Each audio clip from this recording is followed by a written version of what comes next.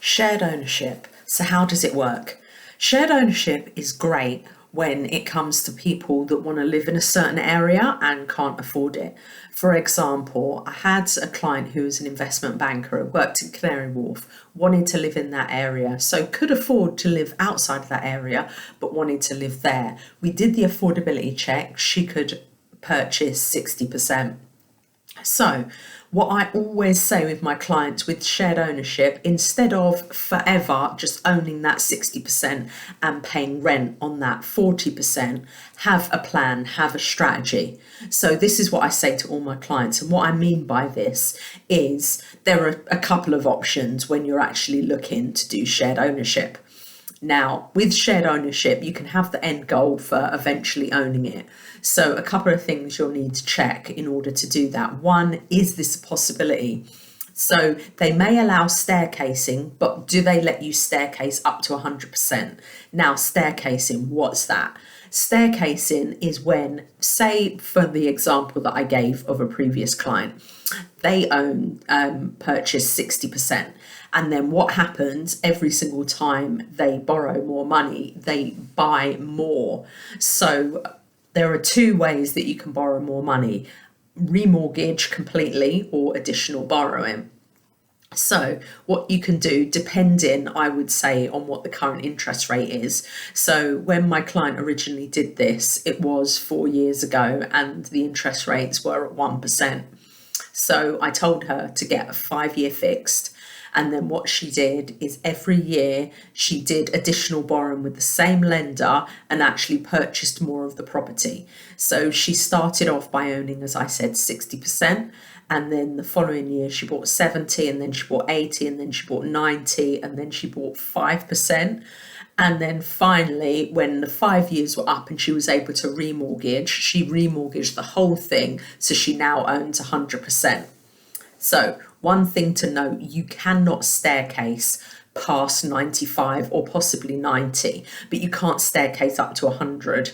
When you're ready to buy that final piece and own the whole thing, you remortgage and you are no longer on a shared ownership type mortgage. It would just be a normal mortgage. So that's one thing to bear in mind. The other thing to bear in mind is, are you allowed to own 100%? So double check the fine print, because they may allow you to staircase, or they may not even allow you to staircase. Whatever you purchase initially is what you purchase, or you can staircase up to a certain level. Check these things out. Also, check the service charge, check the ground rent, check the way they value the property. So, for example, when they value it and they say, it's worth, say, 200,000, you can afford 60%, then, it's 120, isn't it? But what happens when you want to buy another 10%? Is that still 10% of the original 200, or is it more?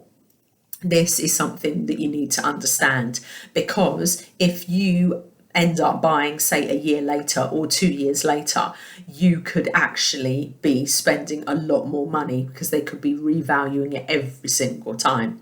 The other thing to think about is stamp duty. Now, depending on the value of the property, you can actually opt to pay the stamp duty up front. So when you buy the property, maybe if you buy, in this example, 60% of it, and you're under the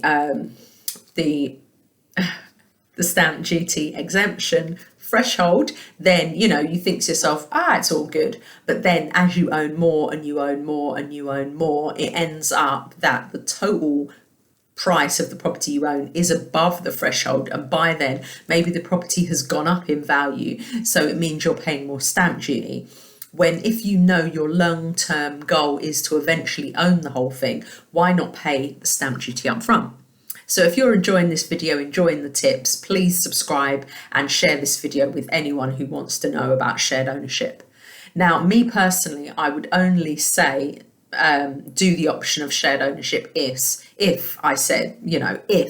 you do plan to own it eventually, because I've heard some real horror stories about people that are stuck on owning 60% and paying 40%, and the rent is going up and up and up and up and up, and you've got no choice. You have to pay whatever rent they tell you to. always read the small print and double check what rights you've got to appeal. When you actually want to buy more and they value it, again, what rights do you have to appeal? Because when you buy the original chunk, maybe they value it lower than they normally would. And then once you're part owner and you're kind of stuck, then there's that. The other thing is, once you own it completely, what rules are there? What service charge do you absolutely have to pay? Can you argue or appeal the service charge? What kind of additional works are they planning to do? Also, could you rent the property out? Are you allowed to rent it out once you own the whole thing? One of the things I would say is, if you do not buy the whole thing out, trying to sell it, if that's what you decide to do, is very, very hard. Trying to sell 60% of a property or 70 or whatever it is. The other thing, again, is in the small print. So read the small print, I would always say that, but then also get your solicitor to read the small print, because that's what they do. These contracts and agreements, they are the best people to ask, because they really do know where to find the detail. There's certain things mortgage advisors can do, obviously work out the money and the strategy for owning the whole thing and the best way of doing it, the cheapest way of doing it, the most efficient way of doing it. But when it comes to the do's and don'ts, terms and conditions, that is the perfect thing to ask your solicitor about.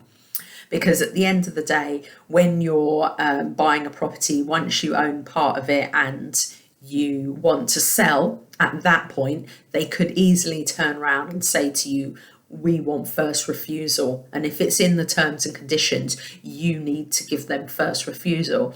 And who knows what price they'll suggest for purchasing it. You may be able to appeal it, you may not. Again, read those details. So I hope I've explained everything that you could possibly want to know about shared ownership and staircasing. If you've got any questions, please, please, please put them in the comments. I'd be more than willing to answer any questions you've got. Take care. Bye-bye.